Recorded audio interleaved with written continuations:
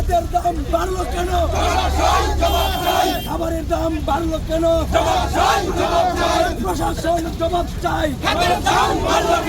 যেই কোম্পানিগুলি আছে তারা তাদের মন করা মতো যখন যা মনে চায় তখন তাই করে। একটু ডিমের দাম বৃদ্ধি হয় তখন এই কিছু কোম্পানি সিন্ডিকেট করে খাদ্যের বাজার বাড়িয়ে দেয় অযৌক্তিকভাবে। কিছুদিন আগে প্রতিমন্ত্রী ঘোষণা দিয়েছে প্রাণী সম্পদ মন্ত্রণালয় থেকে সব কিছুর দাম বিদেশ থেকে আমদানিকৃত যত পোল্ট্রি শিল্পের কাঁচামাল আছে তা শুল্ক মুক্ত করবে।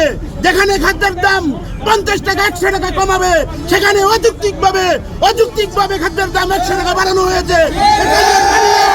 আমরা মানতে পারি না। এটা কি চারটিখানি কথা না? এটা চারটিখানি কথা না। এক মাসে একজন খামারির কত টাকা বেশি আসতেছে সেই অনুযায়ী কি এই পোল্ট্রি প্রোডাক্ট আপনার মুরগি এবং ডিমের দাম মাছের দাম বৃদ্ধি পাচ্ছে না। এই জায়গাটাতে বিভিন্ন সময় ভোক্তা অধিকারের লোকেরা বিভিন্ন সময় রেট দিয়ে তারা বাজারটা আবার নামিয়ে দিচ্ছে। এখন আমরা খামারিরা তো নিজেরা চাইলে আজকে ডিমের দাম 11 টাকা করতে পারি না, কারণ আমাদের অ্যাসোসিয়েশন নাই, আমাদের রেট দেওয়ার অ্যাবিলিটি নাই। আমাদের রেট কাউরান বাজার আন্দোলন ছড়িয়ে দিন, এটাই হচ্ছে আমাদের কথা। আমরা খামারিরা অসহায়, আমরা কিন্তু কোনো অ্যাসোসিয়েশন নাই, আমাদের কোনো ভিআপ নাই, যার কারণে যুগসূত্র করে আমরা আমাদের পণ্যের দাম বৃদ্ধি করতে পারি না। হঠাৎ করে তারা প্রতি কেজি খাদ্যের দাম 2 টাকা প্লাস বৃদ্ধি করেছে।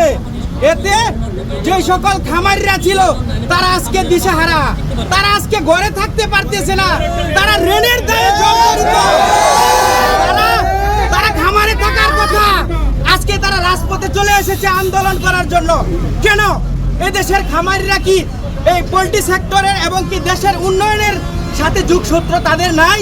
কিন্তু সরকার আমাদের দিকে কোনো কর্ণপাত করে না। দেখা গেছে লাস্ট যখন আমরা আন্দোলন করেছিলাম 4 জুলাই ডিমের মূল্য বৃদ্ধি করার জন্য, তখন আমাদেরকে প্রতিমন্ত্রী আমাদেরকে আশ্বাস দিয়েছিল বিদেশ থেকে যেই সকল র মেটেরিয়ালস আছে এগুলার কর তারা মুক্ত করে দিবে। কিন্তু আমরা পেলাম কি খাদ্যের দাম বৃদ্ধি। আমরা আন্দোলন করার পর ঢাকা বিভাগীয় যে মহাপরিচালক আছে প্রাণী সম্পদ মন্ত্রণালয়ের মনিরুল ইসলাম স্যার আমাদেরকে নিয়ে বসলেন, আমাদেরকে নিয়ে বসে আমাদেরকে উল্টাপাল্টা বুঝাই দিলেন। আমাদের দাবি মানতে হবে, কোম্পানির সিন্ডিকেট মানতে হবে, কোম্পানির সিন্ডিকেট মানতে হবে, কোম্পানির সিন্ডিকেট মানতে হবে। খাদ্যের দাম বাড়লো কেন?